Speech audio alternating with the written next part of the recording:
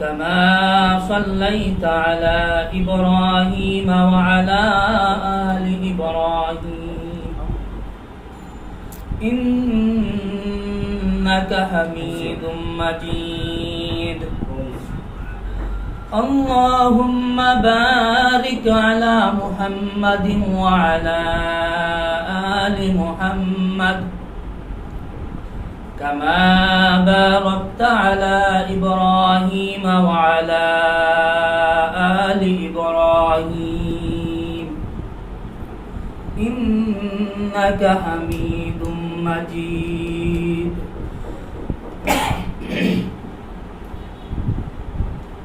हर लहज़ाए मोमिन की नई शान नई यान हर लहज़ाए मोमिन की नई शान नई यान गुफ्तार में किरदार में अल्लाह की बुरहान गुफ्तार में किरदार में अल्लाह की बुरहान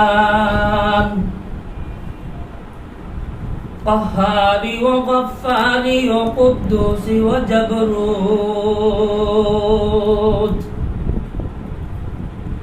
قهاري وغفاري وقدوسي وجبروت ये चार अनासिर हो तो बनता है मुसलमान ये चार अनासिर हो तो बनता है मुसलमान हमसाया जिब्रील यमी बंदाए खाकी हमसाया जिब्रील यमी बंदाए खाकी है उसका नशीमन न बुखारा न बदख्शान है उसका नशीमन न बुखारा न बदख्शान ये राज किसी को नहीं मालूम के मुमीन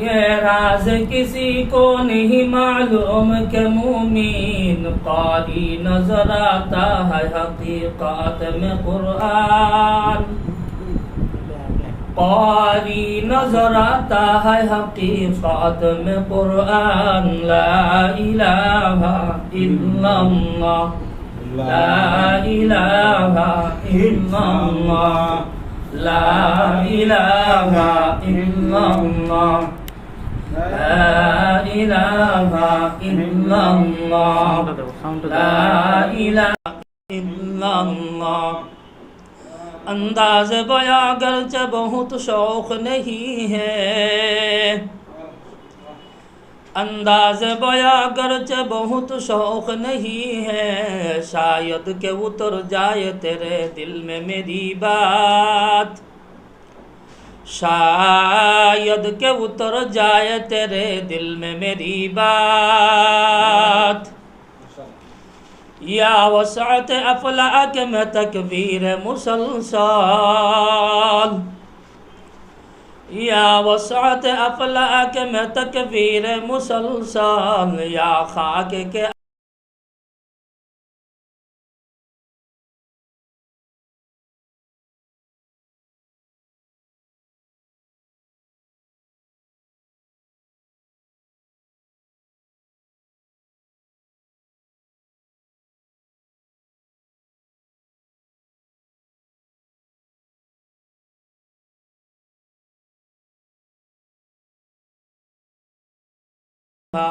इल्लल्लाह ला इलाहा इल्लल्लाह ला इलाहा इल्लल्लाह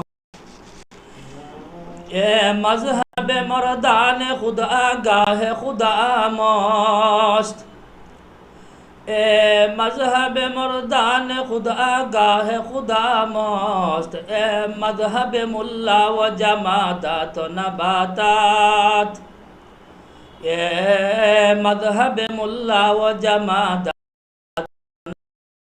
नबातात ला इलाहा इल्लल्लाह ला इलाहा इल्लल्लाह ला इलाहा ইল্লাল্লাহু মুহাম্মাদুর রাসূলুল্লাহ সাল্লাল্লাহু আলাইহি ওয়াসাল্লাম।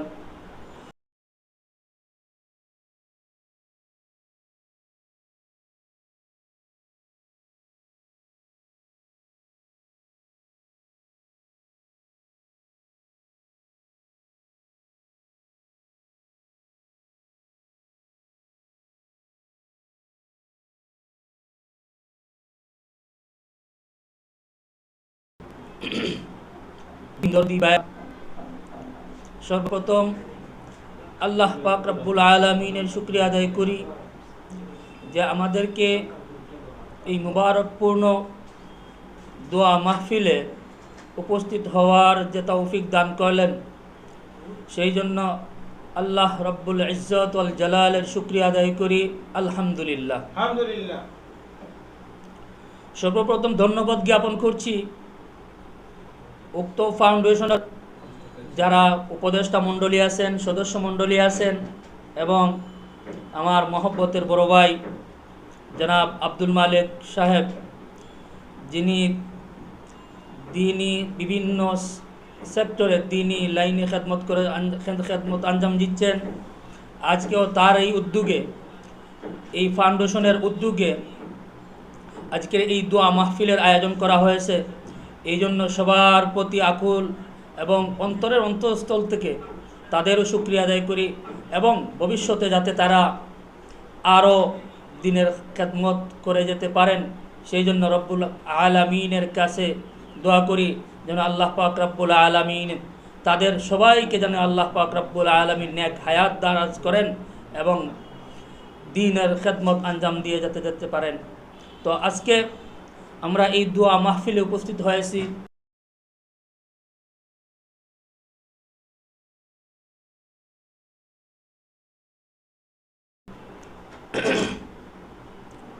দোয়া মাহফিলের উদ্দেশ্য হচ্ছে বিগত বছরের যে আমরা একটা বছর যে অতিক্রম করলাম, এবং সামনে যে আমাদের মধ্যে আরেকটা বছর আসতেছে, এই জন্য আল্লাহ পাক রব্বুল আলামিনের কাছে কল্যাণ কামনায় এই আলোচনা সভা।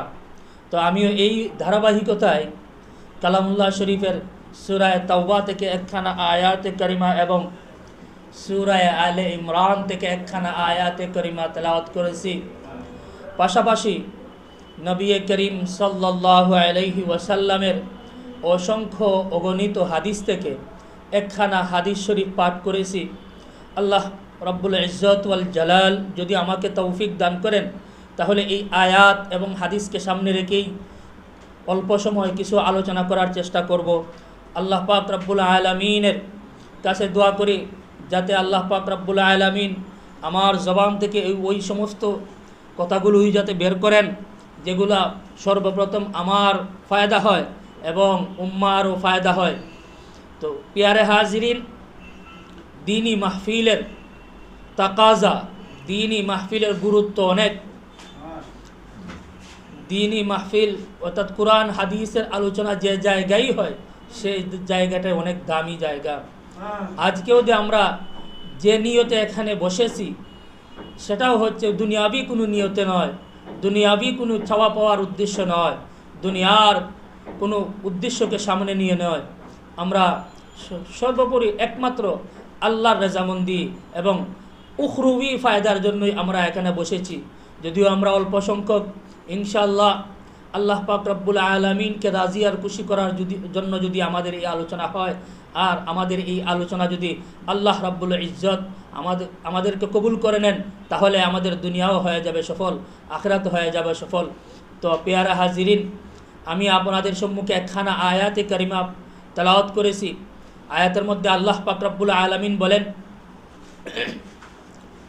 ইয়া আইয়ুহাল্লাযীনা আমানুত্তাকুল্লাহা ওয়া কুনু মা'আস সাদিকিন।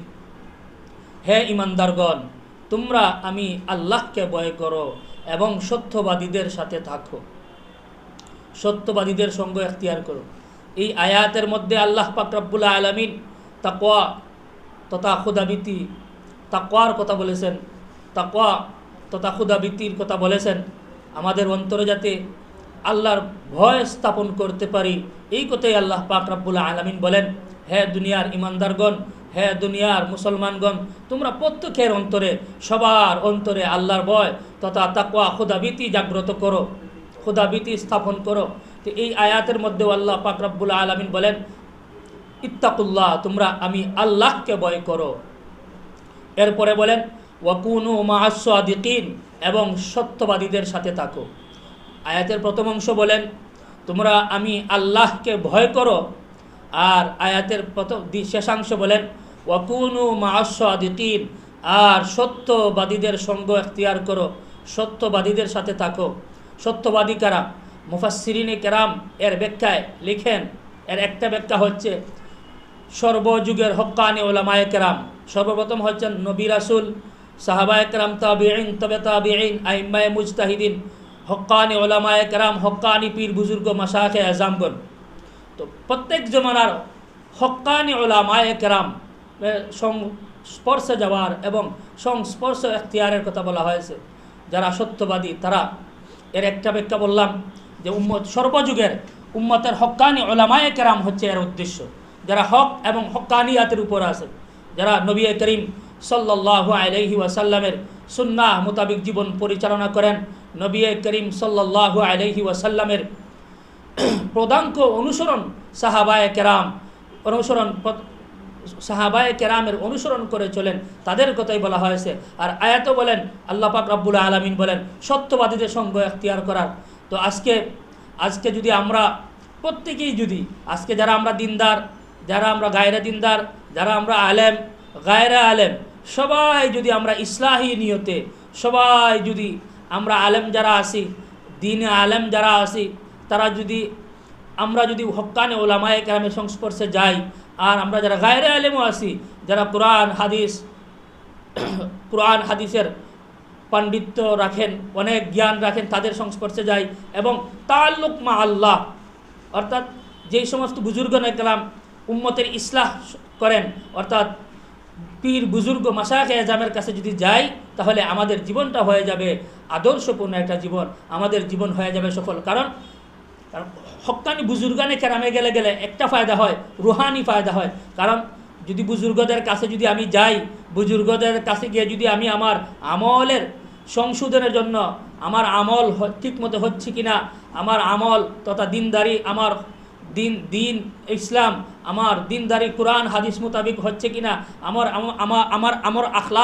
আমল আখলাক কোরআন মোতাবিক হচ্ছে কিনা, আমি যদি একজন হক্কানি বুজুর্গর সংস্পর্শ হই, ইনশাআল্লাহ আমার জীবনও হয়ে যাবে সফল। এই জন্য আরিফ বিল্লাহ হাকিম আখতার সাহেব রাহিমাহুমুল্লাহ তার মসনবী শরীফ, তার মারিফে মসনবীর মধ্যে উল্লেখ করেন, না ওয়াজু সে না কিতাবু সে নজর সে পয়দা, দিন হোতা है বুজুর্গো কি নজর সে পয়দা। বলেন হাকিম আখতার সাহেব রাহিমাহুমুল্লাহ বলেন, কারণ দিন কিতাবের মধ্যে পহলে না, না ওয়াজু সে না কিতাবু সে, ওয়াজ দ্বারাও হয় না, কিতাবু সে, কিতাব দ্বারাও দিন প্রতিষ্ঠিত হয় না, অর্থাৎ দিন প্রসারিত হয় না। দিন হোতা হয় বুজুর্গো কি নজর সে পয়দা। বলছেন আল্লাহ ওয়ালাদের সুহবত গেলে, আল্লাহ ওয়ালাদের যে নেক নজর আমার উপর পড়বে, এই নেক আল্লাহ ওয়ালাদের নেক নজর যদি আমার উপরে পড়ে, ইনশাআল্লাহ আল্লাহ ওয়ালাদের এই নেক নজরের বরকতে আমার জীবনের মধ্যে পরিবর্তন এসে যাবে ইনশাআল্লাহ। তো আমিও এই যাতে আমাদের জীবনটা কিভাবে পরিবর্তন করতে পারি, আমাদের জীবনটা কিভাবে নবী করিম সাল্লাল্লাহু আলাইহি ওয়াসাল্লামের বাতলানু পথে, সাহাবায়ে কেরামের মতে কিভাবে আমরা পরিচালনা করতে পারি, সেই অনুপাতেই আয়াত এবং হাদিস তিলাওয়াত করেছি। তো এই আয়াতের যদি আমরা লক্ষ্য করি, এই আয়াতের মধ্যে আল্লাহ পাক রব্বুল আলামিন তাকওয়া তথা খুদাভীতির গুরুত্ব বুঝিয়েছেন। তাকওয়া এমন একটি বিষয়, তাকওয়া এমন একটি গুরুত্বপূর্ণ বিষয়, তাকওয়া যদি আমার অন্তরে বাস্তবায়ন হয়ে যায়, তাকওয়া যদি আমার অন্তরে যদি বাস্তবায়ন হয়ে যায়, তাকওয়া যদি সমাজের প্রতিটি মানুষের অন্তরে বাস্তবায়িত হয়ে যায়, তাকওয়া যদি সমাজের পরিবারের প্রত্যেক মানুষের অন্তরে স্থাপিত হয়ে যায়, তাকওয়া যদি আর তাকওয়া তথা খুদাভীতি আল্লাহর ভয় যদি সমাজ তথা রাষ্ট্রের প্রতিটা মানুষের অন্তরে বাস্তবায়ন হয়ে যায়, তাহলে আজকে যদি আমার অন্তরে তাকওয়া তথা খুদাভীতি বাস্তবায়ন হয়ে যায়, তাকওয়া যদি আমরা যারা আছি আমাদের সবার অন্তরে যদি প্রকৃতপক্ষে আল্লাহর ভয় যদি আমাদের অন্তরে স্থাপিত হয়ে যায়, তাকওয়া যদি আমাদের পরিবারের প্রত্যেকজন সদস্যর অন্তরে যদি প্রতিস্থাপন হয়ে যায়, তাকওয়া যদি আমাদের সমাজের প্রত্যেকের অন্তরে স্থাপন হয়ে যায়, তাকওয়া তথা আল্লাহর ভয় যদি আমাদের রাষ্ট্রের সবার অন্তরে বাস্তবায়ন হয়ে যায়, তাহলে আমাদের এই সমাজ হয়ে যাবে আদর্শপূর্ণ এক সমাজ, আমাদের এই সমাজ হয়ে যাবে মডেলপূর্ণ এক সমাজ। তাকওয়া যদি আমার ব্যক্তি জীবনে স্থাপন হয়ে যায়, তাহলে আমারও ব্যবহার, আমার আমল আখলাক, আমার চলাফেরা, আমার মুআমালাত মুআশারাত, আমার আরও অন্যান্য যত জীবন পরিচালনার যত বিষয়াদি আছে সব আদর্শপূর্ণ হয়ে যাবে। শর্ত হলো যদি তাকওয়া আমার অন্তরে স্থাপন হয়ে যেতে পারে। তো প্রিয় হাজিরিন, তাকওয়া এমন একটি গুরুত্বপূর্ণ বিষয়, এই জন্য কালামুল্লাহ শরীফে আল্লাহ পাক রব্বুল আলামিন বারংবার অনেক সূরার অনেক আয়াতের মধ্যে শুধু তাকওয়ার কথা, অনেক আয়াতের মধ্যেই এই একটা বিষয়ের জন্য বলেন তাকওয়া, শুধু তাকওয়া। আরেক আয়াতে বলেন ইয়া আইয়ুহাল্লাযীনা আমানুত্তাকুল্লাহা হাক্কা তুকাতিহি ওয়া লা তামুতুন্না ইল্লা ওয়া আনতুম মুসলিমুন। হে ঈমানদারগণ, তোমরা আমি আল্লাহকে ভয় করার মতো ভয় করো, অর্থাৎ যেভাবে ভয় করা উচিত সেভাবেই ভয় করো এবং মুসলমান না হয়ে মৃত্যুবরণ করো না। এই আয়াতেরও দুইটা অংশ, একটা অংশ হচ্ছে আল্লাহকে ভয় করার মতো, এবং দ্বিতীয় অংশ হচ্ছে এবং মুসলমান না হয়ে মৃত্যুবরণ করো না। এখন একটা প্রশ্ন আছে, আমরা যখন আল্লাহর ভয় যখন আমাদের অন্তরে যদি স্থাপন করতে পারলাম এবং যখন আমরা মুসলমান হতে পারলাম, সেই সময় আমরা মৃত্যুবরণ করলাম, মৃত্যুবরণ করাটা কি আমাদের হাতে? না, কারণ জীবন এবং হায়াত এবং মৌতের মালিক আল্লাহ, আল্লাহর হাতে আমাদের জীবন। তাই আল্লাহ যে বলেন মুসলমান না হয়ে মৃত্যুবরণ করব না, অর্থাৎ আয়াতের সার মর্ম হলো আমরা খুদাবন্দি আল্লাহর ভয় অন্তরে জাগ্রত করে এবং জীবন পরিচালনার 24টা ঘন্টা যাতে আল্লাহ পাক রব্বুল আলামিন এবং নবী করিম সাল্লাল্লাহু আলাইহি ওয়াসাল্লামের তরিকা মতো পরিচালনা করতে পারি, এই কথাটাই মূলত বোঝানো হয়েছে।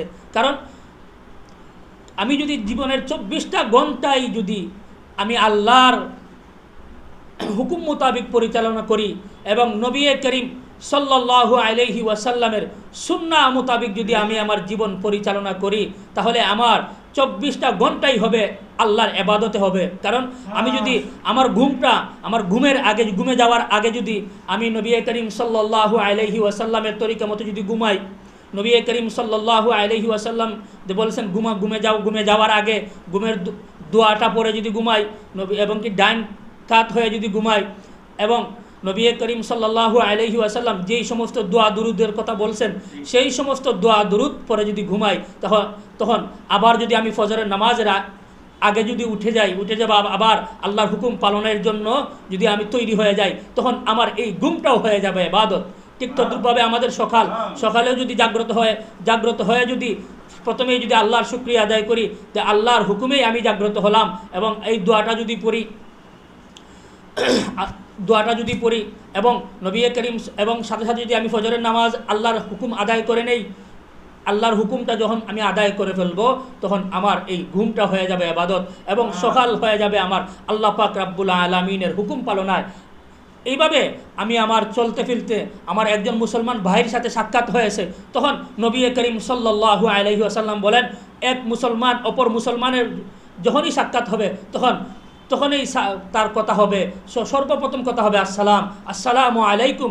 নবী করিম সাল্লাল্লাহু আলাইহি ওয়াসাল্লামের তরিকা মতো যদি আমি সালামটাও দেই, আজকে তো আমরা সালামও দেই, শুদ্ধ দেই না, সালামের ক্ষেত্রে আমরা দেখা যায় আসসালামু আলাইকুম এভাবে বলি। আসলে এভাবে না, আমার শায়েখ ও মুর্শিদ শায়েখে যাত্রাবাড়ি শায়েখ আল্লামা মাহমুদুল হাসান শায়েখে যাত্রাবাড়ি সুন্নতের উপর আলোচনা করার জন্য বারবারই আলোকপাত করেন আমাদেরকে যে যখনই আলোচনায় সুযোগ পাবো তখনই আমরা সুন্নাহ বিষয়ে আলোচনা করবে।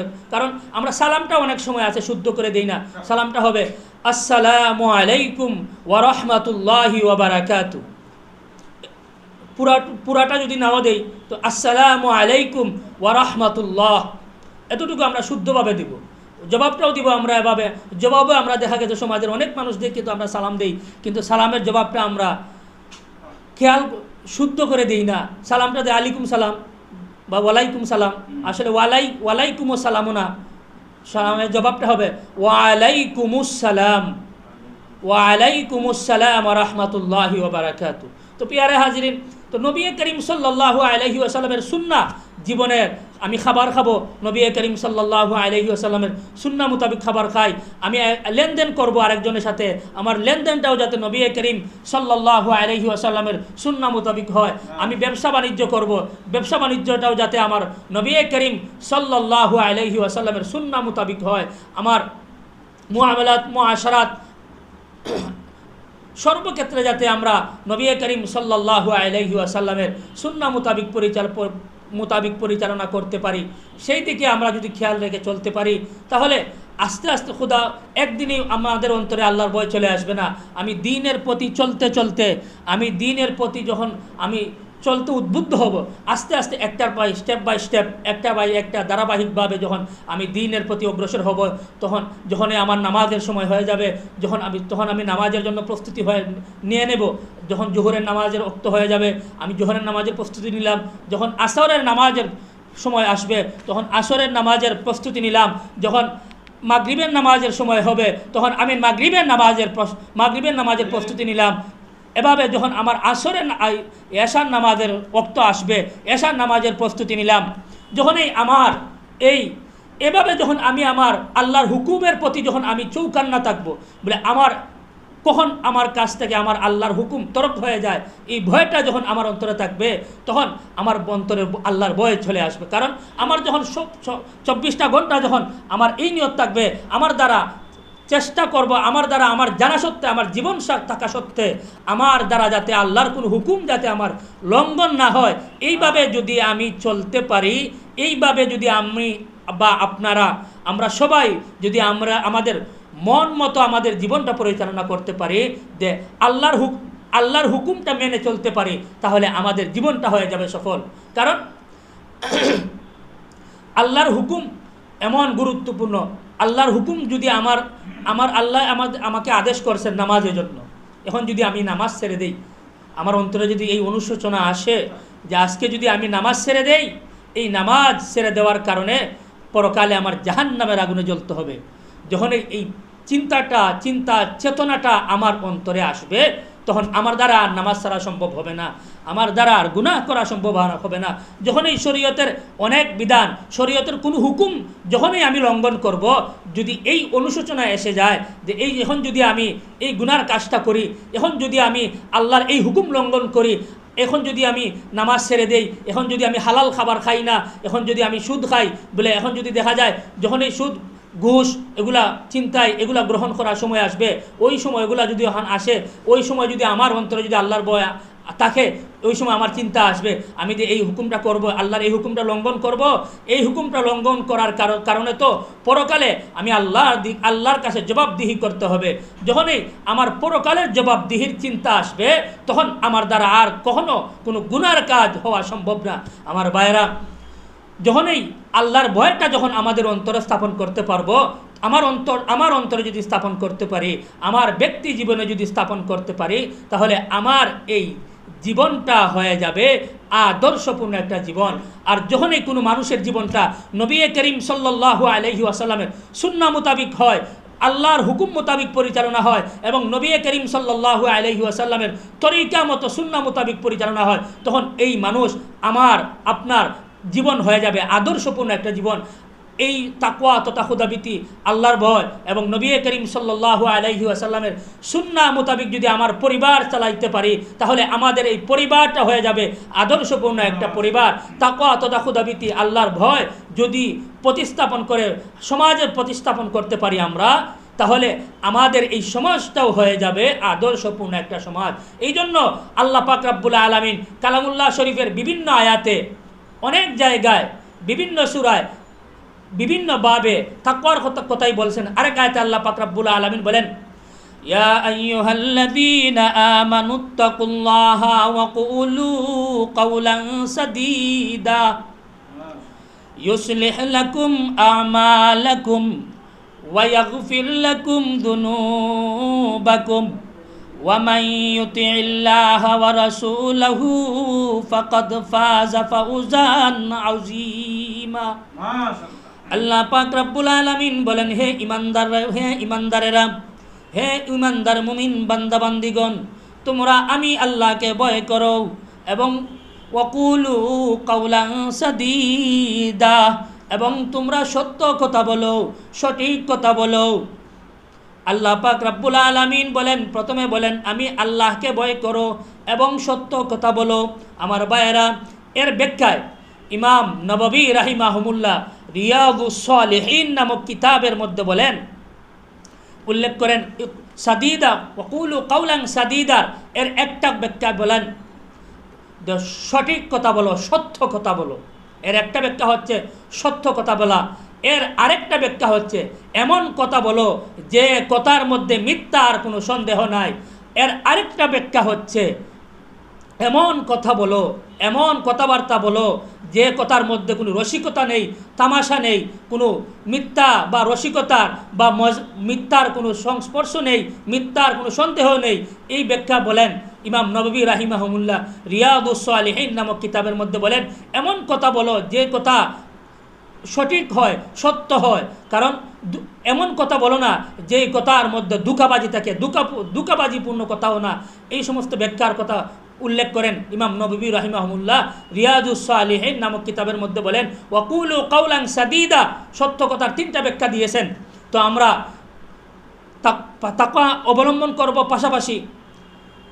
পাশাপাশি সত্য এবং সঠিক কথা বলবো। কারণ আমার জবান যদি সত্য হয়ে যায়, কারণ আমার কথাবার্তা যদি সত্যবাদী হয়ে যায়, সত্যতা পূর্ণ হয়ে যায়, সত্যবাদিতা পূর্ণ হয়ে যায়, তাহলে আমিও হয়ে যাবে আদর্শপূর্ণ।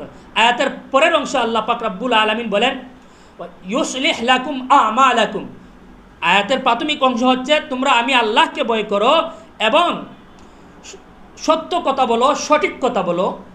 এরপরে বলেন ওয়া ইউসলিহ লাকুম আমালাকুম, যদি তোমরা আল্লাহকে ভয় করতে পারো এবং সত্য কথা বলতে পারো তাহলে আমি আল্লাহ তোমাদের আমল সমূহ সংশোধন করে দেব।